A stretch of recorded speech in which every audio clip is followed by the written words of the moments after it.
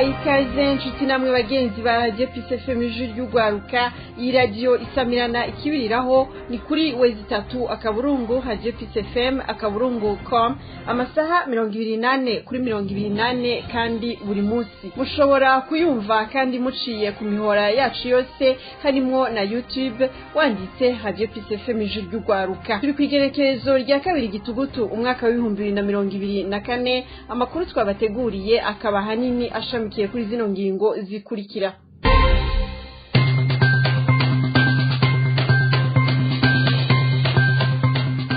Mu ntara ya Kayanza haravuga umugabo aheruka kugandagurwa n'umukenyezi wiwe amuziza kugurisha igitoke, muraza kuvyumva. Reveriyano Ndikuriyo umunyamabanga mukuru w'umugambwe CNDD-FDD asaba abavyeyi b'abagumyabanga gutangura kwigisha abana babo kuba ibiswi vy'inkona bakiri mu nda gutyo bavuke bashiriye, yabivugiye ibubanza.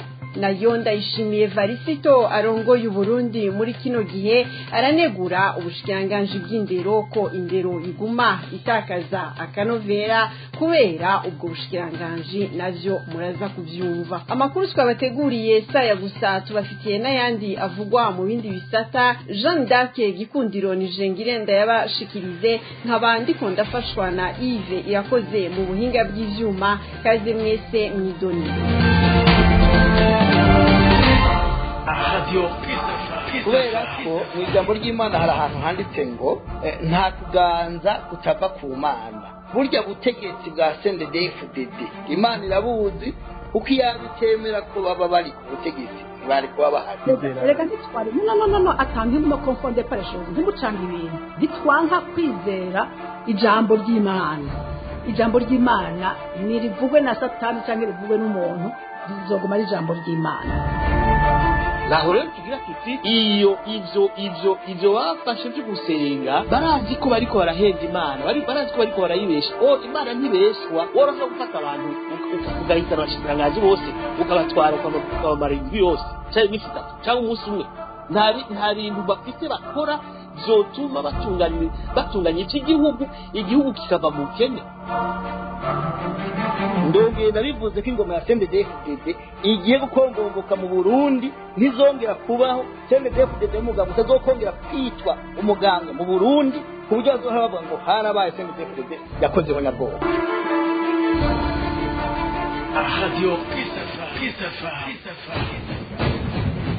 Nari nabibabwiye mu ntara ya Kayanza umugabo yarishwe n'umukenyezi wiwe amwagiriza kugurisha igitoke. Vincent Ntirampeba yarapfuye inyuma yo gukubitwa umuhini w'isekuro n'umugore wiwe. Iryo bara ryabaye mu ijoro ry'uwa 25 Nyakanga ku mutumba Gahise muri komine Butaganzwa intara ya Kayanza uburaruko bw'u Burundi. Intwaro yemeza ayo makuru igasaba abanyagihugu kubana neza no kutihanira mu gihe c'amatati. Uwo yikekwa ko icaha yarahagaritswe n'igipolisi. Intandaro y'iryo bara n'amatati yo mu rugo. Kubwe babanyi b'uwo muryango, uwo mukenyezi yashwaniye uwo bubakanye amwagiriza ko yagurishije igitoke atamubwiye. Indyane zaciye zaduka, uwo mugore aca kubita mu mutwe umuhini umugabo wiwe. Vincent Ntirampeba yaciye atubwenge, niko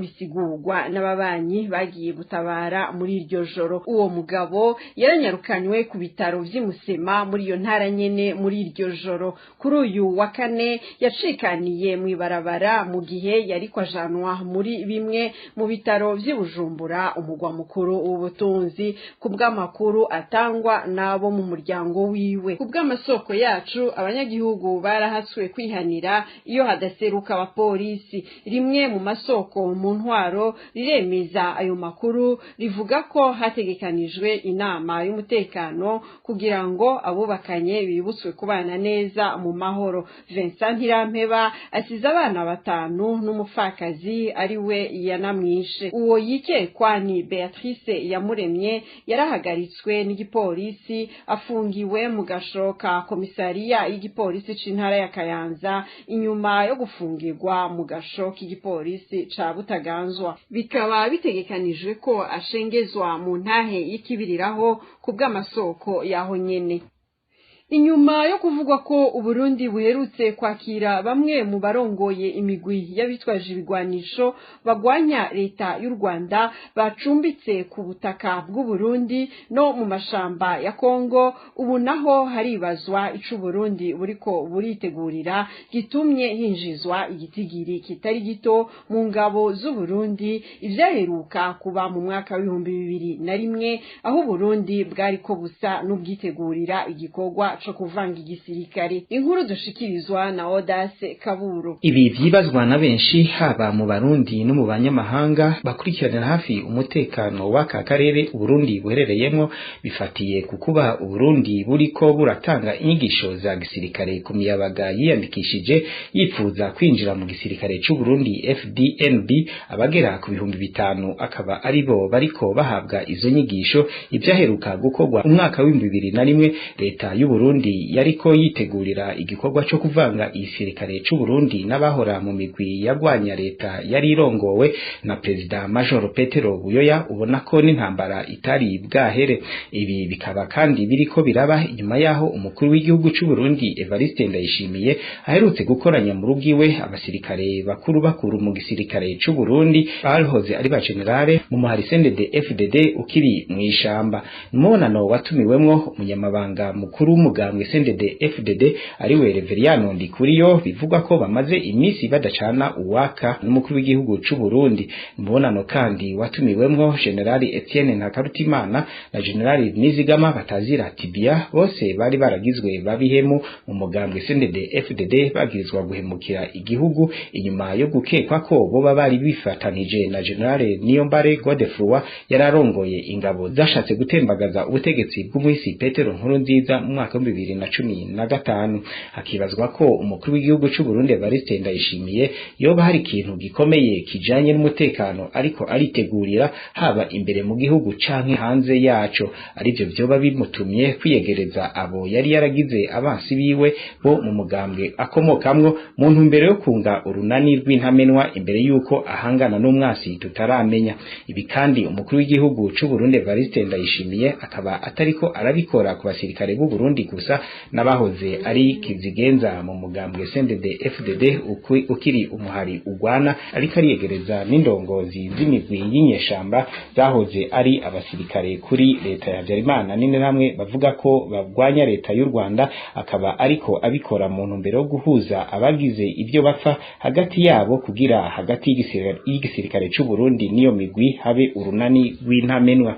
Bamwe n'abandi bakibaza ko ibyo yoba ariko abikora kugira hogerezwe abasirikare b'u Burundi baje gufasha leta ya Kisekedi mu rugamba ariko ahangana n'umugwi M23, nkuko bagiye kumara umwaka bamufasha mu gice c'ubuseruko bwa Republika iharanira intwaro rusangi ya Kongo mu ntara ya Kivu y'uburaruko. Wundi muce w'abasirikare b'u Burundi bakaba bari muri Kivu y'epfo aho bamaze imyaka 2 batana mu mitwe n'umuharire ditabara utera leta y'u Burundi uturutse ku butaka bwa Kongo. Tubamenyeshe ko abasirikare b'u Burundi babarizwa muri Republika iharanira intwaro rusangi ya Kongo bangana na batayo 14. Hakaba hitezwe ko mu misi mike harungikwa iyindi batayo kugira igitigiri c'abo basirikare b'u Burundi gishike ku 9,000 mu gihe umukuru w'igihugu c'u Burundi Evariste Ndayishimiye ategekanya kurungikayo abasirikare bashika ku 20,000.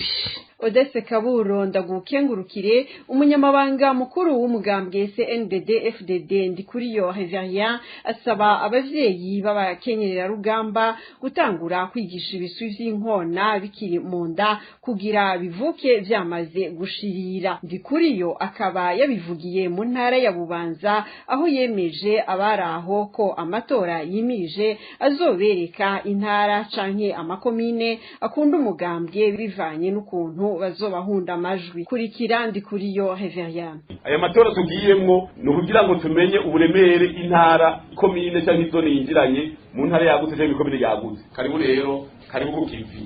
Ni kivi ibikorwa. Imvurije gutasura ku kivi, gutera umuceri, gutera ibigori, gutera ibintu byose. Abakozi tuzokorana. Ibinebwe tuzosunika banse tubahebe tubandanye. Impanuro umukuru w'atanga imisi yose zikurikira duheruka mu Bushinwa bw'ibanye abenegihugu bose mubabwire bumvirize impanuro z'indongozi kandi bazikurikira bagira indero discipline ati mutamutera imbere tuvuze tuti ja ku kivi ca tujana wisamaje uzosigara wenyene kandi rose umwibu ntubusesagure ubunebwe rero tubwiyamirize tuvuge tuti oya ibikorwa bihabwa iteka tuvuge tuti ego cyo tubandanye mukadusabye tubare neza bajya bose mu yindi migambwe ni bene wacu bavyara bacu ni basogokuru ni banyogokuru ni basenge ni bamarume turavuka n'abavyara tubona ko baza bukebuke kwitwara neza dushimire indongozi zose turabashimira igihe twari hari muhira tuvuze tuti ntiyagire umugumyabanga mu kanwa k'umugumyabanga asira kuva ijambo ribi ntuja gushyira imana imbere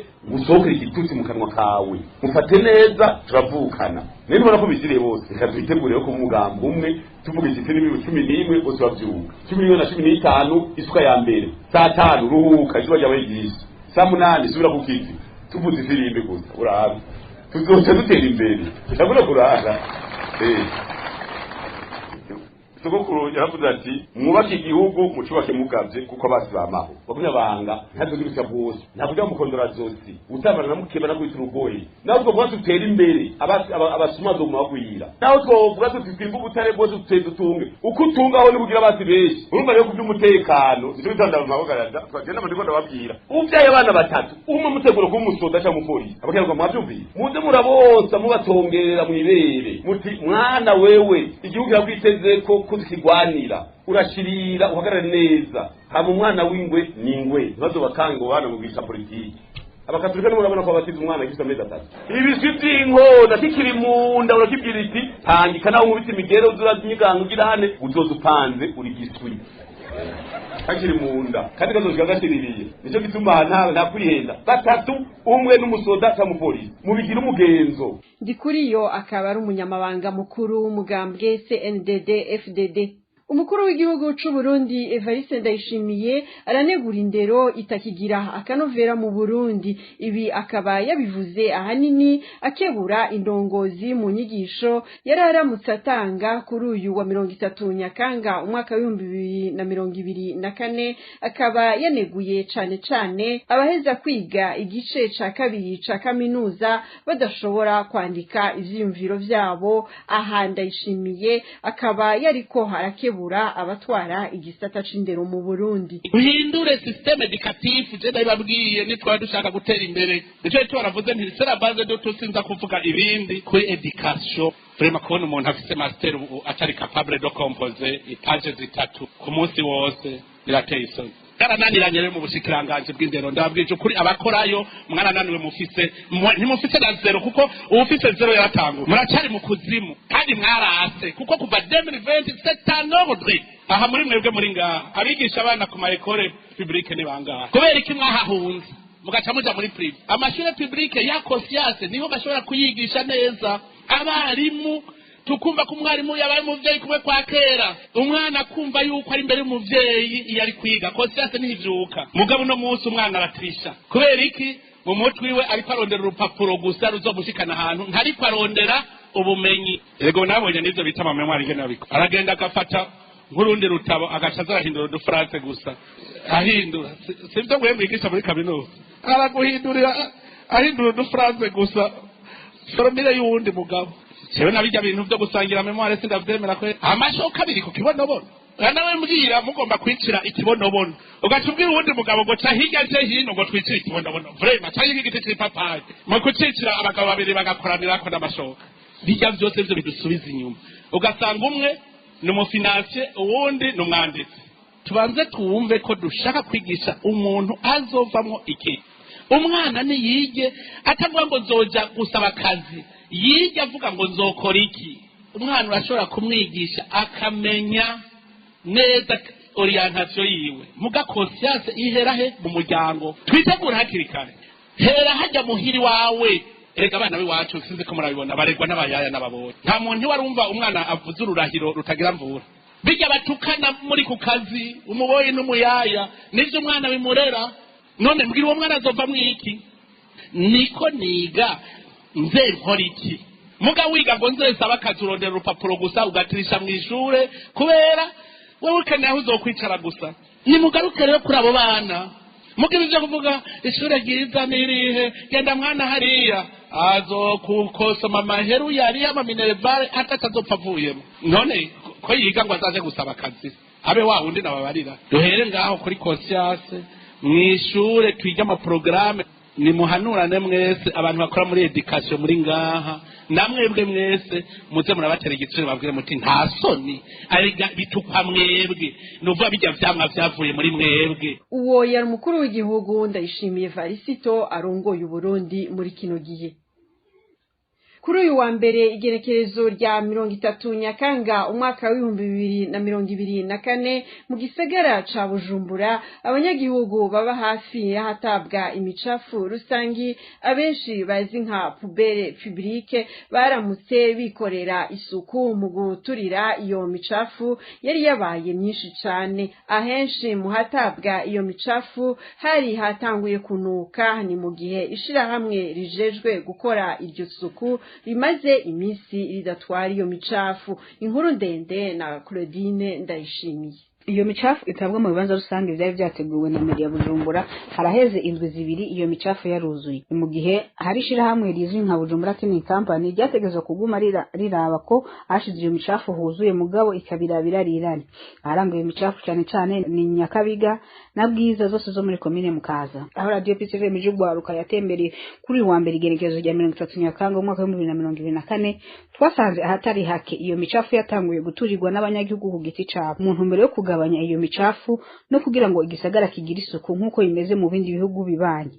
Abanyagihugu twasanze bakaba babwije ijugwaruka ko amafaranga batanga mu ishirahamwe rijeje gutwara imicafu asa nayibwe kuko batubahiriza amategeko yo kubitwara. Abo banyagihugu bavuga ko iryo shirahamwe ryitwa Bujumbura Cleaning Company isa nkaho ribasahura, bakababazwa no kubona batanga amafaranga ya buri kwezi mugabo bakagaruka bakikuriraho iyo micafu. Ibi bakaba babivuze igihe bariko barakura mwene iyo micafu mu bibanza rusange leta yashizeho mu ntumbero yo gusukura igisagara. Bakaba bacibaza baraturira iyo micafu. Abo banyagihugu babwije ijugwaruka ko bakoze ivyo bashoboye mugabo hari n'ivyo badashobora. Bujumbura Cleaning Company nayo yari kuriye gukora kandi mu maguru masha bidatwaye umwanya munini kuko bishobora gutuma indwara zikomoka ku isuku rike zibatera. Aha bakavuga hanini bisunze imicafu irangwa mu mufurege witwa Drain Ruvugizo uri hagati ya zone Bwiza na zone Nyakabiga muri commune Mukaza utabwo w'imicafu myinshi kubera igurana ry'iyo micafu yibonekeza mu gihe Cleaning Company iba imaze imisi idatwara iyo micafu. Iyo micafu idaturiwe n'abanyagihugu bwabo hari n'abandi baca bahitamo kwita mu mifurege, gutyo imicafu ikuzura hose mu gisagara ca Bujumbura. Abanyagihugu bagasaba Media Bujumbura gutunganya neza igikorwa cyo gutwara iyo micafu,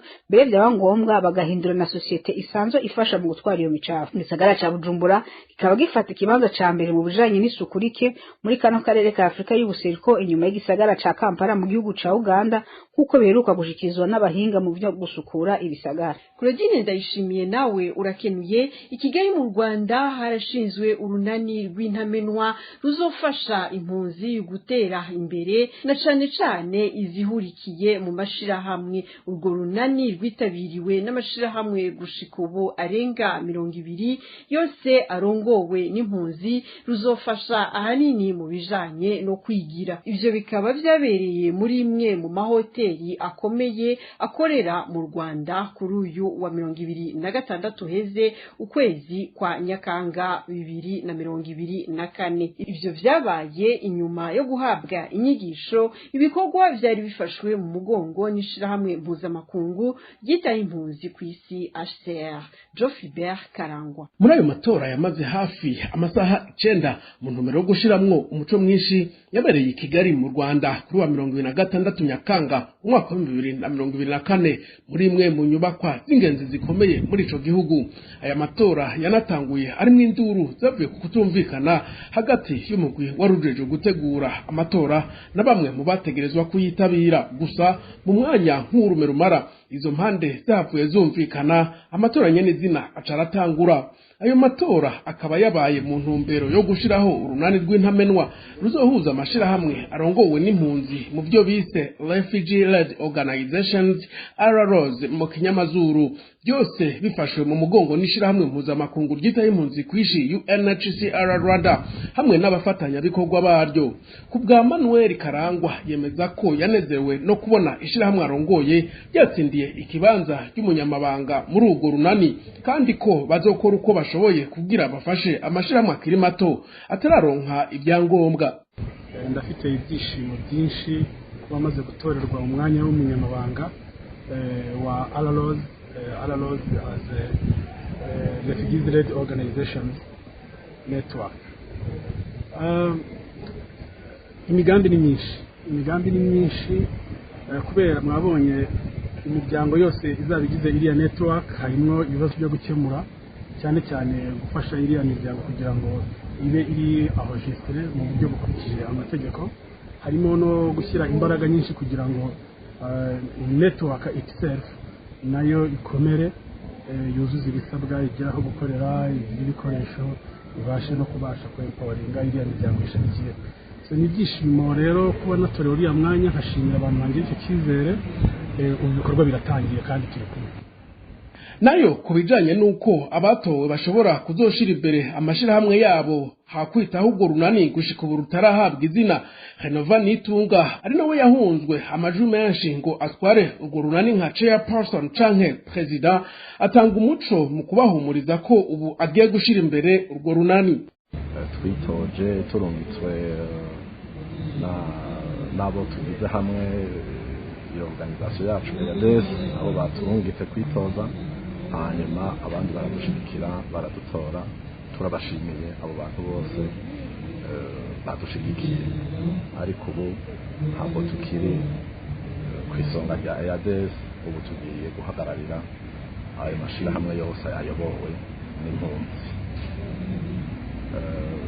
Icyo tugiye kwitaho gukora ni ugushiraho no kwandikisha iryo shirahamwe rishasha rihuriramwo ayo mashirahamwe ayobowe n'impunzi. Ni igikorwa kitoroshe kubera hari itegeko rishasha bisaba ko hariho ibyo tuba twujuje nk'iri shirahamwe tugiye gushinga cyangwa abarigize nabo ibyo bujuje. Ni ibintu tugiye kwigira hamwe na komite nshasha na komite bashizeho, tubyige turabe ingende twobishira mu ngiro vuba. Nico gikorwa nyamukuru tugiye gukora. Bose hamwe abatowe n'abantu 9 bagize urwego rukuriye izindi supreme organ, urwo dago rukaba ruyobowe n'ishirahamwe EADS, ikibanza cicegera vice chair umuhari inamahoro, umunyamabanga RSAID, umuhanuzi wa mbere Green Heart Organization, umuhanuzi wa kabiri FMV, Young and Child Backbone Farm, Women Department, tubeho People with Disability IDYCC na Trésorier SPS. Yose hamwe ayo mashirahamwe yitabiriye ayo matora akabari 21. Nawe Jo Philbert Karangwa ndagushimire kuri uyu w'Imana uheze igenekerezo rya 29 Nyakanga umwaka wa 2024 haradutse umuriro mu nyubakwa ikoreramwo ubushikiranganji butanu bwa leta y'u Burundi abenshi bazi nka Building Ex Finance. Uwo muriro nk'uko amasoko ava mu gipolisi c'u Burundi avyemeza ukaba wavuye ku muyaga nkuba ko circuit yabereye mu cumba c'amanama salle de réception c'ubushikiranganji bw'inyubako. Igipolisi kijejwe kurwanya ibiza n'isibe kikaba caciye kihanyarukira kuzimya uwo muriro utaronona ibintu vyinshi. Impapuro hamwe n'icuma gifasha mu gutunganya akayaga ventilateur mu gifaransa bikaba ari byo vyononekaye nk'uko ayo makuru ava mu gipolisi c'u Burundi abandanya abimenyesha. Tubibutse ko uwo muriro wadutse mu gihe haheze umunsi umwe gusa hadutse uwundi muriro mu gisagara ca Bujumbura muri zone nyene ya Rohero. Uwo wundi ukaba wadutse mu bunywero Win Club utikiza ibitari bike, harimwo n'umunyagihugu umwe yahasize ubuzima nk'uko ibiharuro mfata kibanza vyononekaye muri uwo muriro vyabimenyesheje. Naha dusozereye amakuru twari twabateguriye, mwakoze mwese mwayakurikiranye. Shimira uruganda rwacu rwayatorokanije, ntibagiye Yves Irakoze yari kwaramfasha mu buhinga bw'ivyuma, nayo Jean d'Arc gifundironije nari kuri miko mu nkundiye duhana isango ku musi w'ejo.